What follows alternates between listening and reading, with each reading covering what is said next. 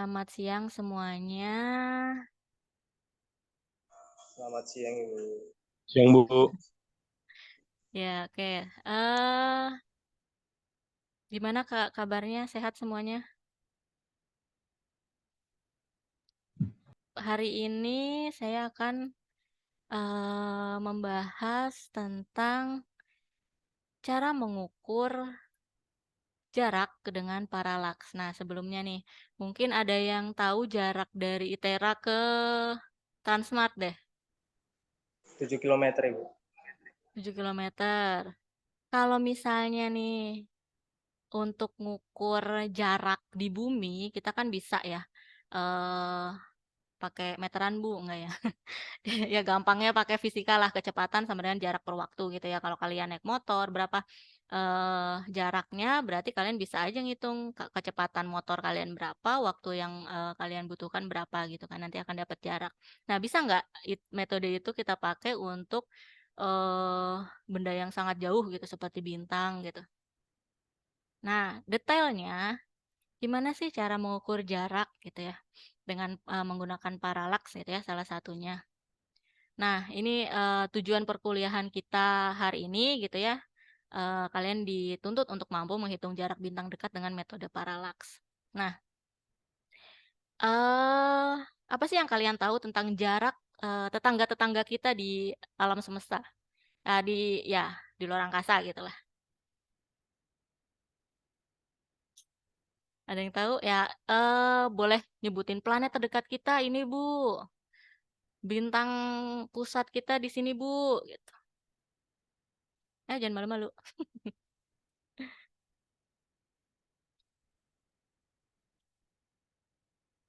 Ada yang bisa nyebutin planet-planet di tata surya? Urutannya deh. Wah, ini SD nih. Aku deh Bu, Iya, boleh Nabil. dari yang terdekat matahari ya Bu. Boleh. Ada Merkurius, Venus, Terus? Bumi, Mm, Mars, terus? Jupiter, Terus? Saturnus, Oke. Uranus, Neptunus. Oke. Terima kasih, Nabil. Nah, kira-kira dari planet-planet yang ada di tata surya yang disebut Nabil tadi, Bumi paling dekat dengan planet apa? Mars. Mars. Berapa tuh jaraknya? Googling dulu ya. Kalau planet terjauh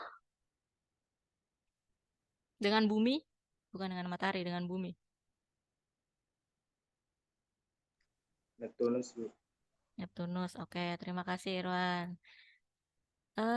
Oke.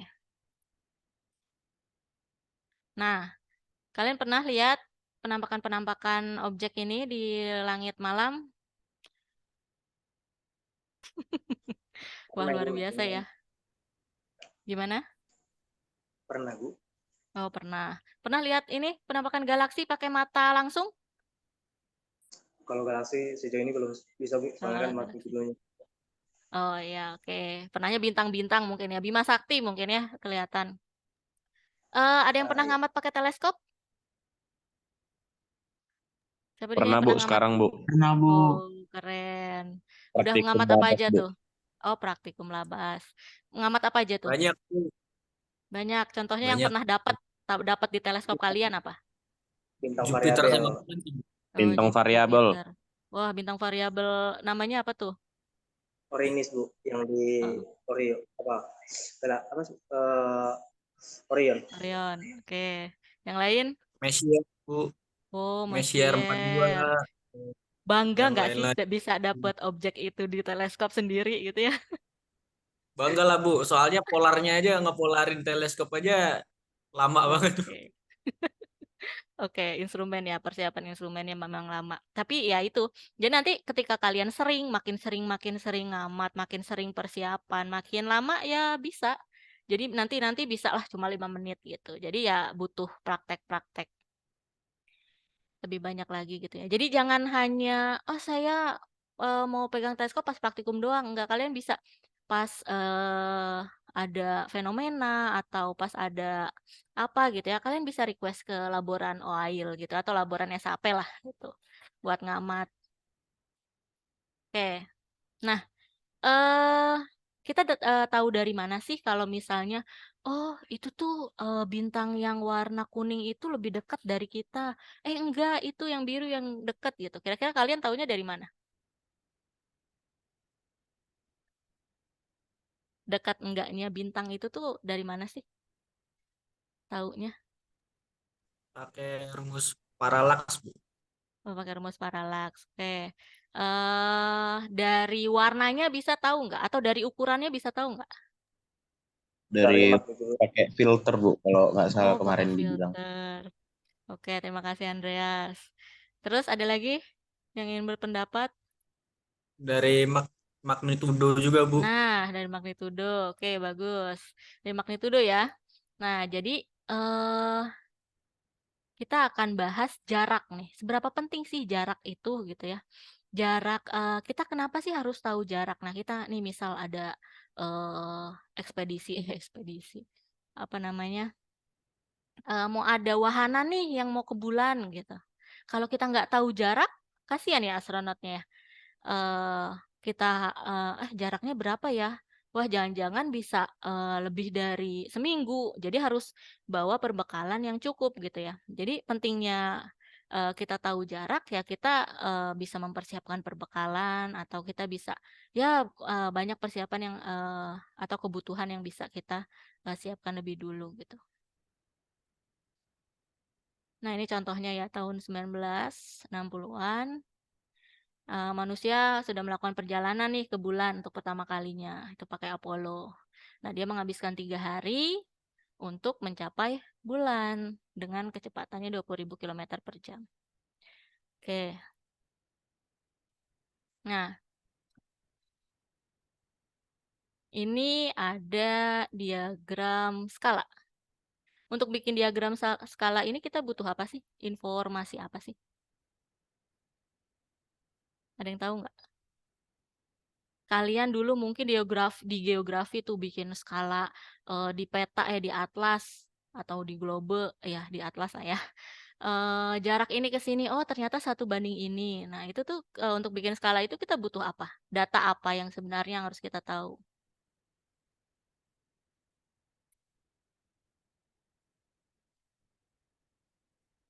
Kalau dari sini ke sini? Sorry. Kita harus tahu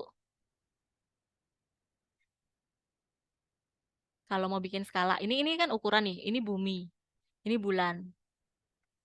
Nah, dari bumi ke bulan ini ukurannya sekian. Nah, kok bisa sih Bu ini nggak lebih pendek lagi atau nggak lebih panjang lagi? Nah, ini dikaitkan dengan skala ukuran bumi dan bulannya. Bulannya ya kurang lebih kayak titik lah gitu. Gitu ya. Nah, oke.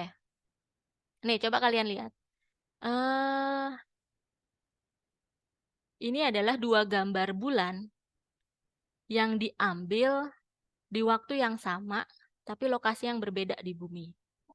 Oleh pengamat di bumi ya. Apa sih yang beda? Boleh ditunjukin? Kalian bisa kontrol mouse-nya. Apa yang beda dari 2 gambar ini? Objek yang teramati, Bu. Objek yang teramati apa tuh?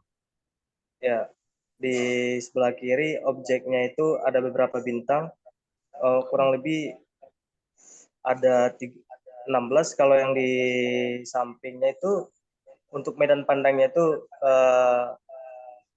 sedikit, Bu. Mungkin karena magnitudonya atau filternya beda. Oke, terima kasih Irwan. Mungkin ada lagi yang mau berpendapat lain?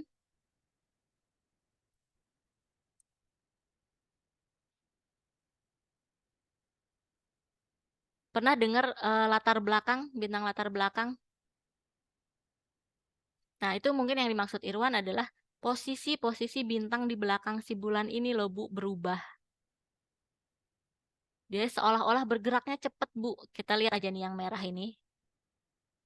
Tiba-tiba udah di sini. Kelihatan nggak ya mau saya? Ini di sini bintang yang terang ini tiba-tiba di sini. Bintang yang tadinya di pinggir kanan tiba-tiba udah deket bulan. Gitu ya. Jadi seolah-olah dia bergeraknya cepat gitu ya. Sepakat nggak? Oke, kita pakai pointer mana? Nah ini nih, bintang yang di sini. Kalau di gambar kanan dia di sini. Nah, kalau yang ini saya gambar segitiga. Yang putih sekarang udah di sini. Gitu ya. Jadi seolah-olah bintang latar belakang ini tuh bergeraknya cepet banget, Bu. Padahal si bulan penampakannya sama ya. Nah, kenapa sih kok ada seperti itu gitu ya? Nah, coba kita bandingkan dulu. Nah, ini kita mengamati planet Mars nih. Planet Mars yang diamati di waktu yang sama, di malam yang sama, tapi lokasinya berbeda, lokasi pengamat di buminya berbeda. Apa yang beda dari dua gambar itu?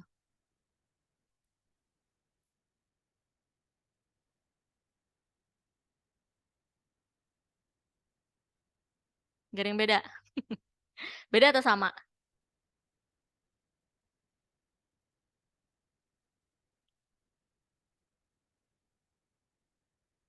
Nggak ada bedanya sih, Bu. Gak ada bedanya. Oke, sama ya. Kenapa sih kok sama? Jadi seolah-olah kita itu ngelihat Marsnya tuh nggak bergerak, diem aja gitu ya terhadap bintang-bintang latar belakangnya. Kalau yang tadi kan bulan bintang latar belakangnya berubah gitu ya, bergerak gitu ya.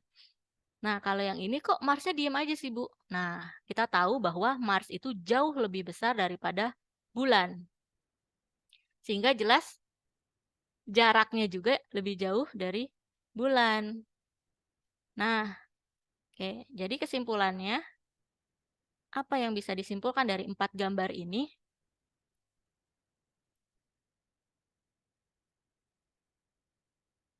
Ada yang mau menyimpulkan? Apa sih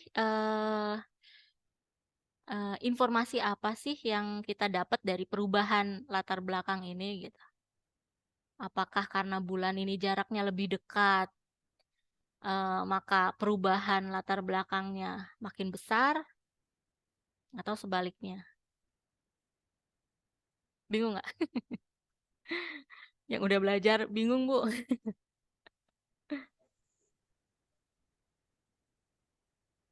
Ini Bu, mungkin ini Bu, bisa kita bandingkan. Itu kan ada bulan 2. Nah, sedang di belakangnya itu ada latar belakang atau bintang pembanding sebagai jarak.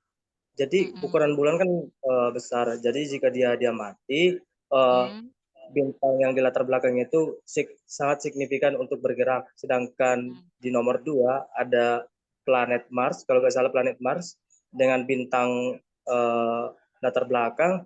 Jadi jika dia mati, bintang latar belakangnya itu seakan-akan di situ aja, Bu.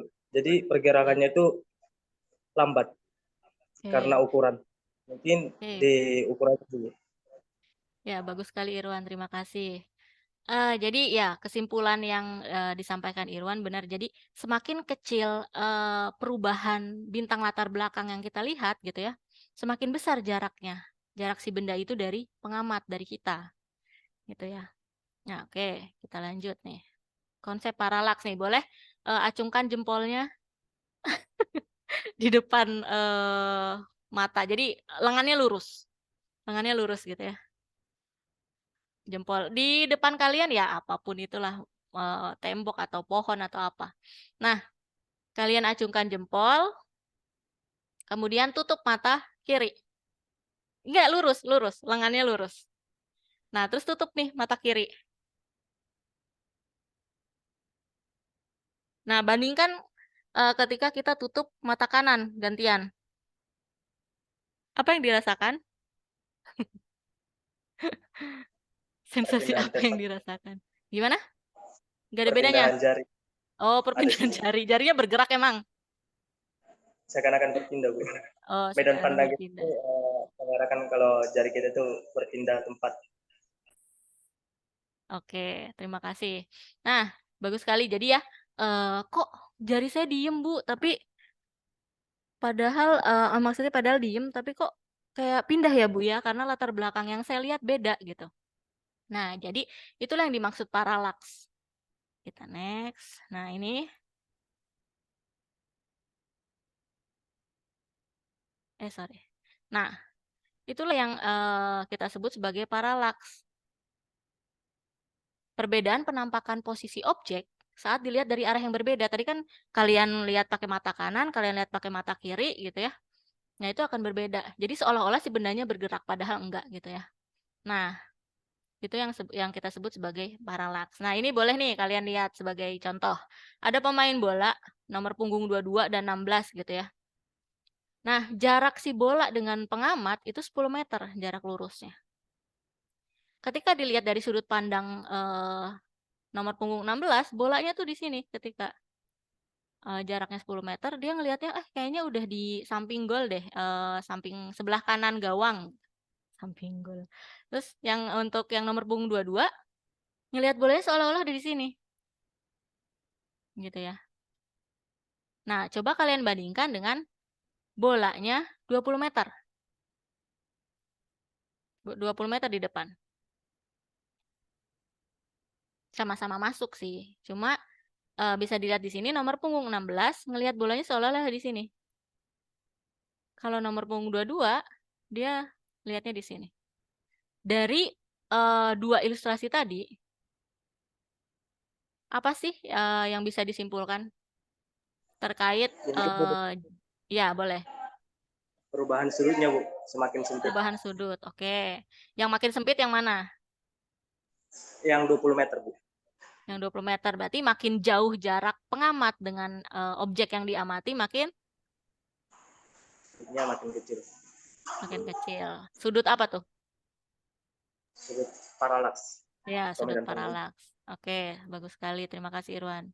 Nah, coba kita analisis kembali gambar si bulan ini. Ketika dia diamati dari dua lokasi, bulan tampak dikelilingi oleh bintang-bintang yang berbeda. Nah, gimana sih? Kenapa sih bisa terjadi seperti ini? Tadi sudah dijelaskan oleh Irwan. Nah, untuk ilustrasi lebih detailnya seperti ini. Jadi ya ini ekstrim lah ya, contoh ekstrim. Ketika ada pengamat di kutub utara, gitu ya, salah. Ya, ini kutub selatan gitu ya, pengamatnya di kutub selatan bumi. Nah, melihat si bulan itu, bintang latar belakangnya tuh di sini. Sedangkan untuk pengamat di kutub utara, bintang latar belakang yang ada di belakang bulan gitu ya, itu ada di sini. Gitu ya. Jadi untuk kasus yang ekstrim maksudnya sama-sama ya 180 derajat lah bedanya gitu ya. Jauh, sangat jauh gitu. Nah, gimana sih jarak ini jarak antara observer dan objek ini mempengaruhi paralaks. Oke, kita lihat lagi nih gambar Mars. Terus Bu, karena gambar 2 ini bintang-bintang di belakang Marsnya nggak gerak, berarti kita nggak bisa ngitung paralaks dong. Bisa nggak dihitung paralaksnya? Bisa Ibu. Gimana caranya? Tadi dimasukkan konsep jarak objek dan pengamatnya. Ini kan karena dia jaraknya terlalu jauh, maka sudut yang tadi disebutkan makin kecil. Nah, gimana ya supaya sudutnya nggak makin kecil? Apa yang perlu kita lakukan supaya bisa mengukur paralaks si Mars ini gitu? Ada yang mau jawab? Kayak pemain bola tadi. Yang 10 meter, yang 20 meter. Gimana sih supaya sudut yang dibentuk itu lebih lebar dikit supaya paralaksnya tuh terhitung gitu. Bisa kita hitung gitu. Berarti apa tuh yang diubah? Ini bingung apa pada tidur ya? Kebayang nggak? Kebayang nggak? Jadi tadi kan ada konsep nih, ketika bolanya 10 meter di depan si pesepak bola, dengan yang bola di 20 meter di depan pesepak bolanya, itu sudut yang dibentuk berbeda. Ya kan? Makin jauh jarak pengamat dengan jarak objek yang diamati, makin kecil paralaksnya. Begitu pula dengan Mars. Karena Mars sangat jauh, maka paralaksnya sangat kecil. Sulit dihitung paralaksnya. Jadi saking jauhnya Mars gitu ya, seolah-olah paralaksnya tuh kecil banget, nggak bisa dilihat perubahannya gitu. Nggak bisa dihitung paralaksnya. Nah, berarti Bu, Mars nggak bisa dihitung? Bisa dong. Dengan cara mengubah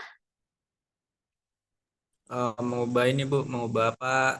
Kayak istilahnya kayak kita mengamatinya dari objek lain gitu Bu. Jadi objek lain itu jadi pembanding untuk kita mengamati si objek Mars gitu Bu.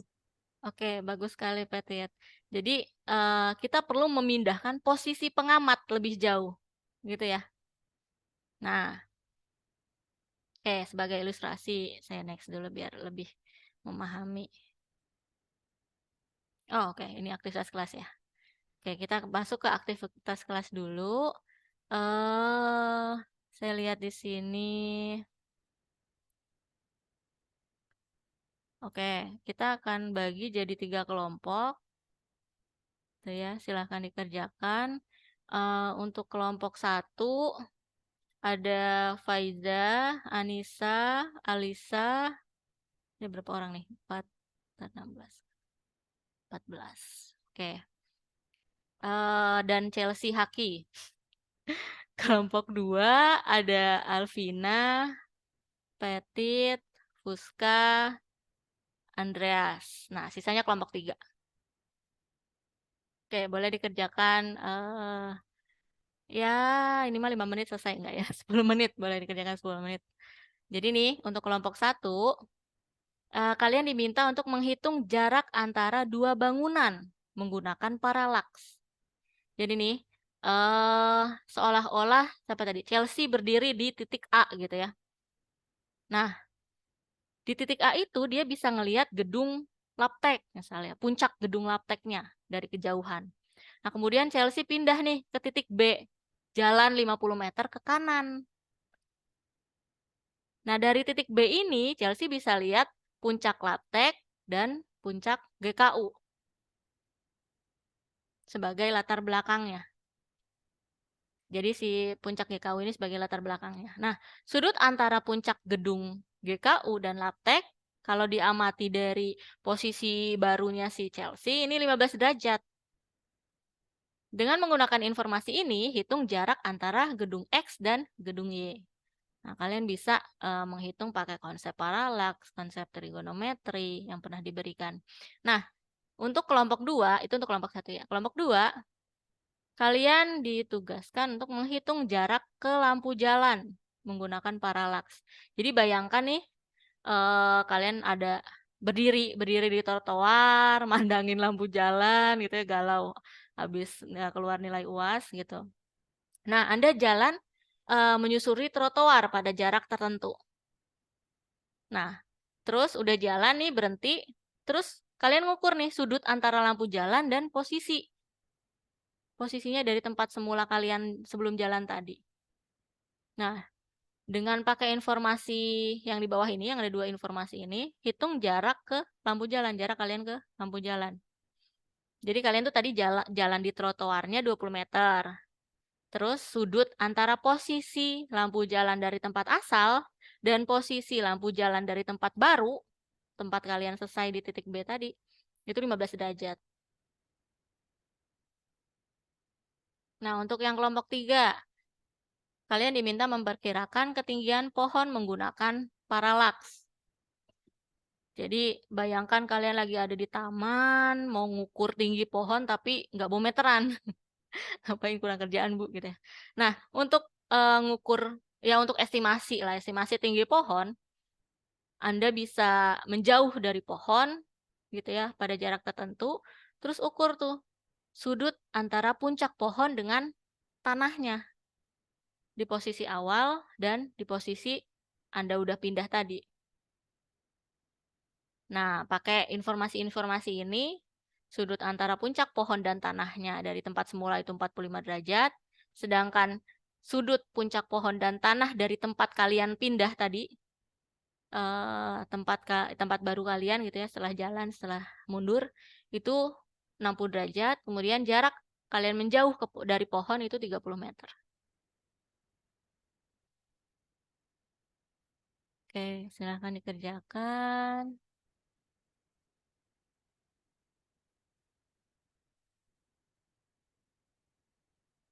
Kalau ada yang tidak dipahami dari soal boleh bertanya. Nanti kita akan bahas satu sampel dari permasalahan ini gitu ya. Konsepnya sama ketiga ini.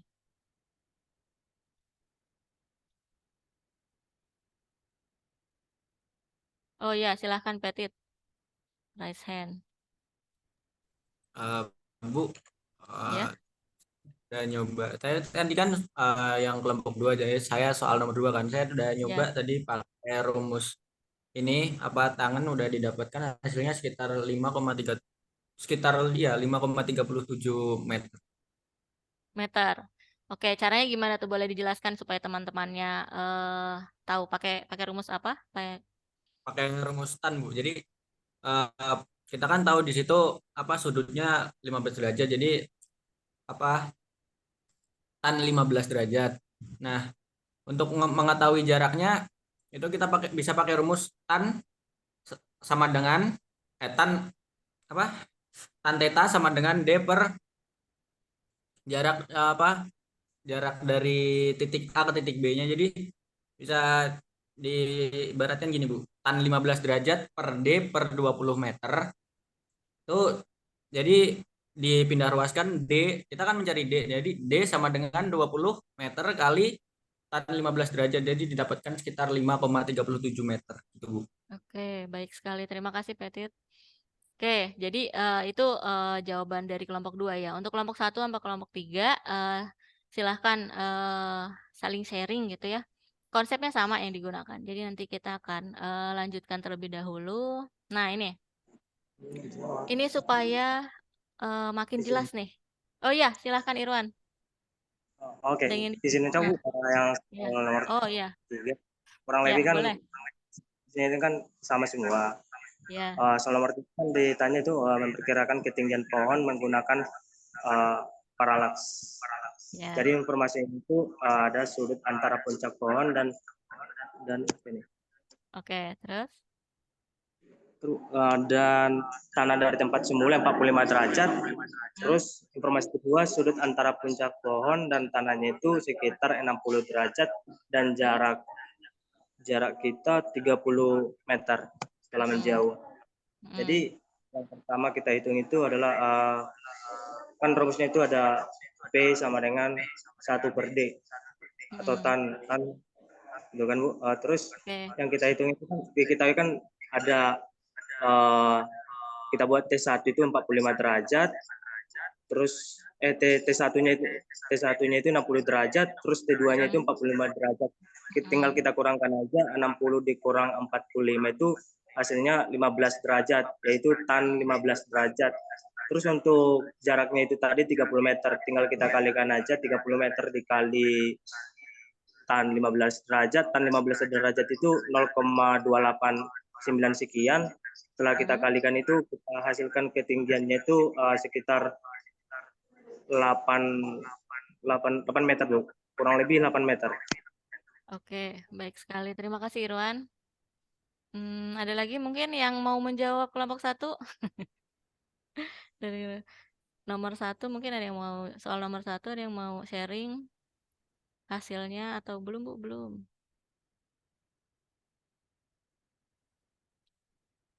Oke, kalau gitu nanti bisa untuk kelompok 1 bisa sharing dengan kelompok 2 dan 3 ya.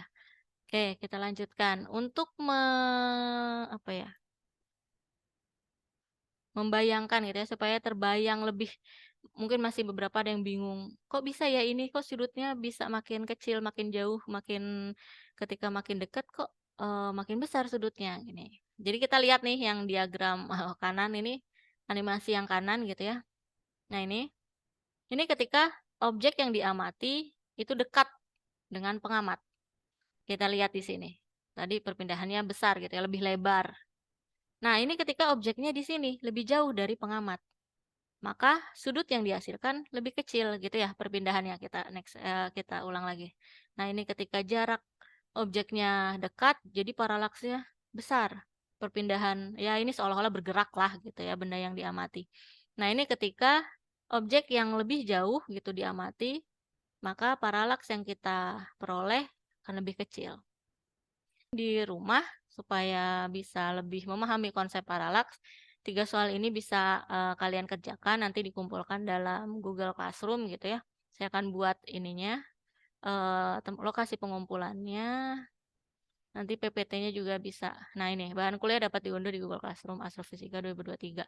Ini pustaka yang saya pakai gitu ya, saya gunakan untuk membuat materi hari ini. Kalian bisa cari banyak di Google atau sudah pernah diberikan oleh dosen sebelumnya. Nah ini adalah video YouTube yang tadi. Banyak sekali video-video YouTube yang bisa kalian gunakan, kalian pakai gitu ya untuk memahami materi-materi atau konsep-konsep astrofisika. Nah ini kalian, saya merekomendasikan website yang bisa kalian kunjungi gitu ya untuk memperdalam lagi konsep-konsep materi kuliah. Nah, ini untuk pertemuan selanjutnya kita akan membahas tentang pembentukan spektrum. Spektrum kontinu, spektrum garis, kemudian ada gabungan spektrum kontinu dan garis absorpsi. Nah, ini kita jadi minggu depan akan membahas tentang bagaimana sih menerapkan teori atom Bohr dengan hukum Kirchhoff di pembentukan spektrum. Tuh. Nah, sampai sini mungkin ada yang ingin dibahas atau ditanyakan.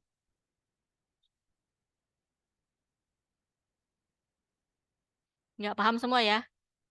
Mudah ya ternyata mengukur jarak bintang gitu ya menggunakan metode paralaks. Oke, kalau tidak ada, jadi jangan lupa dikerjakan PR-nya. Kemudian jika berminat menurunkan rumus tadi gitu ya, yang paralaks sama dengan 1/D bintang, itu silahkan.